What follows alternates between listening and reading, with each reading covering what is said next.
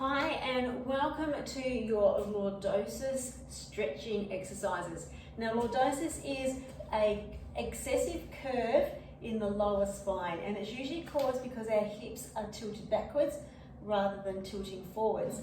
And that is caused by a number of reasons. We have short hip flexors, so we need to stretch those out. Being in this position also shortens the muscles in our back, so we need to stretch those out. We need to tilt the pelvis forward, which means we need to strengthen the glute muscles, and we also need to strengthen the core to support our pelvis in that new position that it's going to be getting used to. So a couple of exercises or stretches that we need to do. Try and do these every day if you can. Now the first one we're going to do is working on the hip flexors.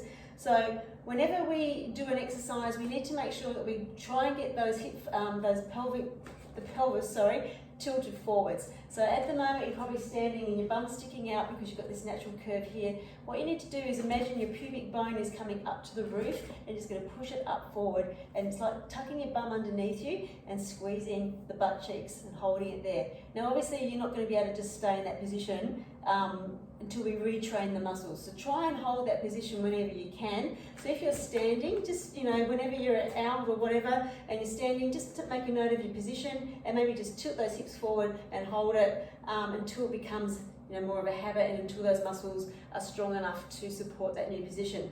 Now the first one we're going to do is our hip flexor stretch. So we're going to go into that lunge position. You want to be up on your toe on your back foot. From here, first thing you do before you do anything is tilt those hips forward. All right, now in this position it's quite difficult to do that because you've got split legs, but just tilt the pelvis forward. So tuck your bum underneath you. From here then, you automatically should be starting to feel a stretch through that hip flexor. From here, you're just going to lean forward into it and really concentrate on squeezing or pushing with the glutes. So coming through and just holding it there. And we're going to hold the stretch for about 15-20 seconds. If you want to make it a little harder, so once you start getting used to this, so make sure that those hips are still forward, so check yourself halfway through the stretch because you're probably going to go back to natural. So re-tilt those hips forward, making it a little harder or more advanced as you get there. Just bring those arms up and over your head and hold it there. And make sure you're breathing through each stretch.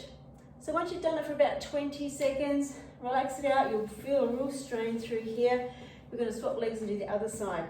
So into your lunge position, up on your toe on your back foot, tilt those hips forward. First thing you need to do is push that bum underneath you and hold it there. Then once you've got that, then lean forward into it and get that stretch through the front of the back leg. Bring the arms up over your head. When you're ready to do so, right, you may start for the first few weeks without the arms and just do this stretch. It's going to be enough. Hold it for about 20 seconds and then slowly release it. Good. All right. Next one we're going to do is a lower back stretch. We need to stretch out those muscles in the lower back as well. So we're going to go down on the floor. We're going to have one leg bent in, other leg is bent. You're going to grab with that same hand, you grab the inside of that foot. All right. And then from here, we're going to twist away from this leg. So we're going to twist and look away from it and then lean forward.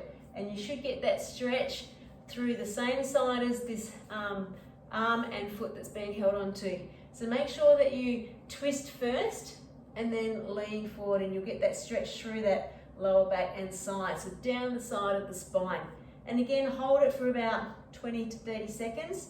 Don't bounce your stretches, just hold it. As you get more advanced, you can straighten this leg out a little bit further and reach further, twist and then lean forward. And then obviously release it slowly. Go to the other side, bring this leg bent. Bring your knee up, grab your inside of your foot. Just come back so you can see a bit better. Grab the inside of your foot, twist away and then lean forward. And then as you can get more flexible, then just straighten that leg out a little bit more and get that stretch right through your back. All right, the next one is a core strengthener. We want to make sure that we are working the core muscles and strengthening those so that they can support us. So we're going to lay on our back and we need to make sure our hips are neutral. So when you're laying on your back, you're probably already feeling that you've got this huge big gap under your back between your lower spine and the floor. You can probably put your whole hands under there. We want to not do that, so we need to bring our hips into neutral position by pushing your spine down into the floor. So you want to flatten that spine out, put your hand under your back, and you want to touch your spine onto your hand, and that is then bringing that pelvis into that neutral position that we're looking for.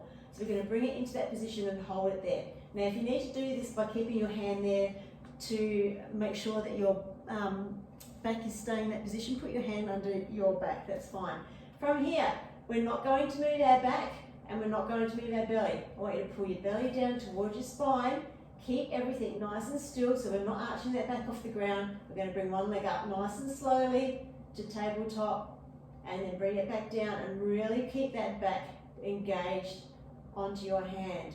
And then without moving your back, you're going to bring the other leg up to tabletop and then bring it back down nice and slow. So we're doing this very slowly and then come back up. Make sure you're breathing and relaxing your neck. As you come down with your leg, keep that spine pushed on your hand or the mat. And then as you swap legs, don't release it, keep it there and bring it up, nice and slow, and then down. And we're going to do 10 on each leg before we rest it. Make sure that that spine stays engaged on your hand the whole time. It's really, really important. No movement in your core or lower back on that one. And the final one we're going to do is a plank on your elbows. And again, really important, if you've got a mirror that you can see yourself on this one, you want to make sure that we've got that nice straight back and we haven't got that natural dip in your back. So we're going to go down onto our elbows, and a couple of tips to get into the right position. Come up onto your toes, but I want you to exaggerate it right up in the air. Bring your belly in, so pulling your belly into your spine, and then lower your hips down.